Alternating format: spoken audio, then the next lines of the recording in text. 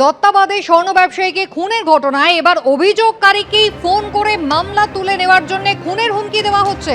বিস্তারিত জানবো, আমাদের প্রতিনিধি ময়ূক ঠাকুর চক্রবর্তী রয়েছেন আমাদের সঙ্গে। ময়ূক, কি জানা যাচ্ছে?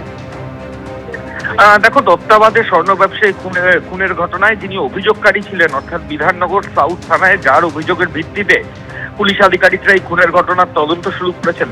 এবার সেই অভিযোগকারী যেটা অভিযোগ করছেন যে তার কাছে একটা আননোন নাম্বার থেকে ফোন আসে এবং সেই ফোনে তাকে যেটা বলা হয় যে এই স্বর্ণ ব্যবসায়ী মার্ডার কেসের যে কমপ্লেন তিনি বিধাননগর দক্ষিণ থানায় করেছেন, সেই কমপ্লেন যেন তিনি উইথড্র করে নেন, তিনি তুলে নেন, এবং যদি তুমি না তুলে নেন তাহলে তাকে খুন করা হবে। এবং এইরকমই মারাত্মক অভিযোগ কিন্তু তিনি করেছেন। এবং গোটা ঘটনার পর তিনি যথেষ্ট ভীত সন্ত্রস্ত হয়ে গেছেন। ঘটনার পর বিধাননগর কমিশনারেটের কাছে গোটা খবরটা আসে। এখন এই ঘটনার তদন্ত বিধাননগর কমিশনারেটের গোয়েন্দা বিভাগ তারা করছে। আমাদের কাছে যে খবর রয়েছে যে এই ঘটনার পর বিধাননগর কমিশনারেট তারা এই অভিযোগ নিয়ে একটা জেনারেল ডায়েরি করেছে এবং আজকে বারাসাত কোর্টে বিচারকের সামনে এই গোটা ঘটনার কথা সরকার পক্ষে যিনি আইনজীবী ছিলেন তিনি বিচারকের দৃষ্টি আকর্ষণ করেছেন এবং কোর্টে এই অভিযোগটি গৃহীত হয়েছে, এতটাই জানা যাচ্ছে। এর পাশাপাশি সজল সরকার, যিনি এই মামলায় ইতিমধ্যেই কোচবিহারের তৃণমূলের ব্লক প্রেসিডেন্ট, যিনি এই মার্ডার কেসের ঘটনায় অ্যারেস্ট হয়েছেন, তিনি আজকে বেলের জন্য পিটিশন করেছিলেন বারাসাত কোর্টে। সেই পিটিশন বারাসাত কোর্টের ম্যাজিস্ট্রেট নাকচ করেছেন। ধন্যবাদ।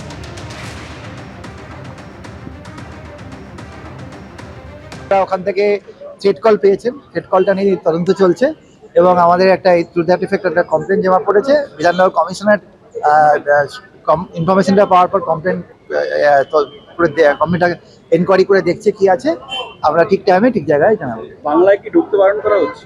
হ্যাঁ, কেস তুলে নিতে বলছি আর ওয়েস্ট বেঙ্গলে ঢুকতে বারণ করা হচ্ছে। দত্তাবাদের স্বর্ণ ব্যবসায়ী খুনে অভিযুক্ত সজল সরকারের জামিন নাকচ। বারাসাত আদালতে জামিনের আর্জি সজল সরকারের খারিজ করে দিয়েছেন বিচারক। জেল হেফাজতে রয়েছেন কোচবিহারের বহিষ্কৃত তৃণমূল নেতা সজল সরকার।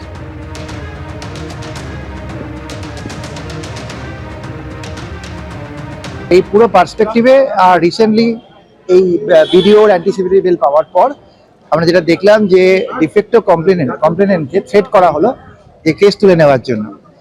তো সেই টু দ্যাট এফেক্ট একটা জিডি করা হয়েছে, সেই জিডির কপি আমরা কোর্টে জমা দিয়েছি। প্লাস এই ব্লক সভাপতির আগেও একটা কেস ছিল, যে কেসের ডকুমেন্টটা আমরা জমা দিয়েছি। এগুলো সমস্ত কিছু দেখার পর কোর্ট ওনার বেলটা রিজেক্ট করেছে। এবার বিজেপি নেতার জিপ ছিঁড়ে নেওয়ার হুঁশিয়ারি দিলেন তৃণমূল নেতা। বিতর্কে জড়িয়েছেন পাঁশকুড়া শহর তৃণমূলের সহ সভাপতি মইদুল ইসলাম। মইদুল পাঁশকুড়ার তৃণমূল নেতা আনিসুর রহমানের ভাইপো। শুক্রবার রাতে বিজেপি কর্মীকে মারধর করা হয় বলে অভিযোগ। এই ঘটনার জেরে আনিসুর রহমানকে আক্রমণ বিজেপি নেতা সিন্টু সেনাপতি। পাল্টা বিজেপি নেতার জিপ ছিঁড়ে নেওয়ার হুঁশিয়ারি দিয়েছেন শাসক নেতা। এই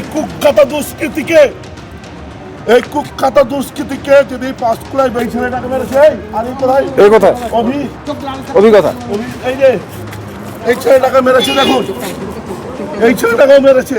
এরা পারিবারিক অনুষ্ঠান থেকে ফিরে বাড়ি ফিরছিল, এইসব এরা ছিল সেখানে 6 নম্বর ওয়ার্ডে। বিজেপি নেতার জিপ ছিঁড়ে নেওয়ার হুঁশিয়ারি দিয়েছেন তৃণমূল নেতা। কথা বলবো, আমাদের প্রতিনিধি বিটন চক্রবর্তী রয়েছেন আমাদের সঙ্গে টেলিফোন লাইনে। বিটন, কি নিয়ে গন্ডগোল যার জেরে এমন হুমকি দিলেন তৃণমূল নেতা? দেখো কুসুমিতা, তোমাকে জানিয়ে রাখি যে ঘটনার সূত্রপাত কিন্তু গত শুক্রবার দিন। কেননা শুক্রবার দিন রাত্রিবেলা যেটা অভিযোগ, বিজেপির কয়েকজন ব্যক্তি, কার্যকর্তা, স্থানীয় নেতাকর্মীরা তারা কিন্তু একটি পারিবারিক অনুষ্ঠান বাড়ি সেরে তারা ফিরছিলেন। অভিযোগ সেই সময় বেশ কিছু দুষ্কৃতী তাদের উপরে চড়াও হয় এবং বিজেপি নেতা সিন্টু সেনাপতির যেটা অভিযোগ যে তারা তৃণমূল আশ্রিত এবং নির্দিষ্ট করে তিনি অভিযোগ করেন যে পাঁশকুড়ারই তৃণমূল নেতা আনিসুর রহমানের ঘনিষ্ঠ হিসাবেই তারা পরিচিত এবং তারাই কিন্তু তাদেরকে মারধর করে, যার ফলে তিনি এই আনিসুর রহমানকে তাকে ব্যক্তিগতভাবে আক্রমণ করে।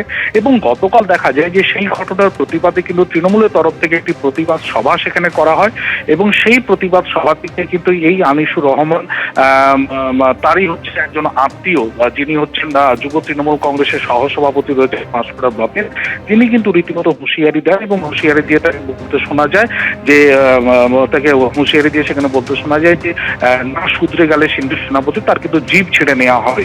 তো স্বাভাবিকভাবে এইরকম ভাবে হুমকিতে কিন্তু নতুন করে রাজনৈতিক উত্তেজনা তৈরি হয়েছে। যদি সিন্টু সেনাপতির বক্তব্য যে দলের তিনি প্রতিনিধিত্ব করেন তাদের এইরকম সংস্কৃতি, এমনটাই তিনি মন্তব্য করেছেন। ধন্যবাদ। এবিপি আনন্দ, এগিয়ে থাকে, এগিয়ে রাখে।